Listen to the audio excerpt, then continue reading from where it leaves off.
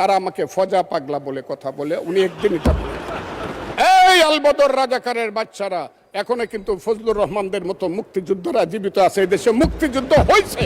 বিরোধী দলের নেতা বলেছেন উনি মুক্তিযোদ্ধা পরিবারের লোক এবং উনি শহীদ পরিবারের লোক এবং উনি জামাতে ইসলাম করেন। এটা ডাবল অপরাধ।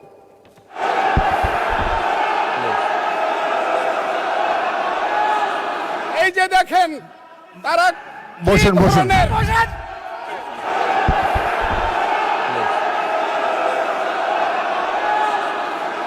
সারা জাতি দেখছে, লাইভ টেলিকাস্ট হচ্ছে। সবাই আপনারা নির্বাচিত সদস্য, এখানে সবাই জনগণের ভোটে নির্বাচিত সদস্য। আমি প্রতিদিনই বলি যে রুলস অফ প্রসিডিওর বইটা একটু পড়েন। শিশুরাও লজ্জা পাবে এই ধরনের, যদি বয়স্ক শ্বশ্রুমণ্ডিত ব্যক্তি, বয়স্ক যারা অলরেডি দাদা হয়ে গিয়েছেন, তাদের নাতিরাও হয়তো এখানে গ্যালারিতে বসে দেখছে, তারা কি ভাববে এটা সম্পর্কে? শ্রদ্ধা রেখেই বলতে চাই, মাননীয় সংসদ সদস্য বয়সে আমার বড়, তিনি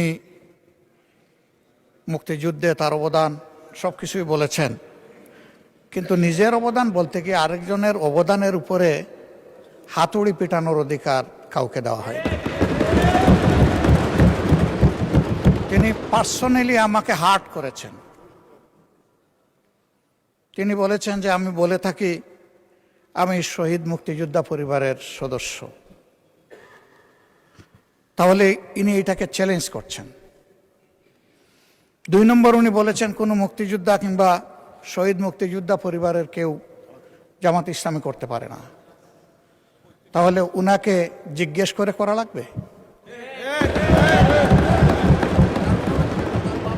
এটি আমার নাগরিক অধিকার।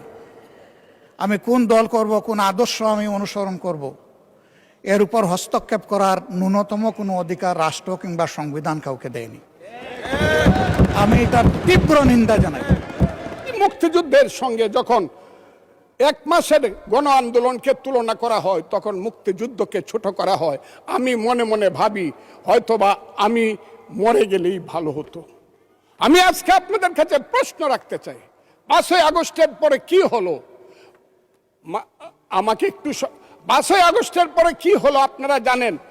এইখানে ইউনূস সরকার ছিল, আমি শিল্পকলার সামনে থাকি, একটা গান হইতে পারে নাই, একটা নাটক হইতে পারে নাই, একটা লালনের গীতি হইতে পারে নাই, একটা বাউল গান হইতে পারে নাই।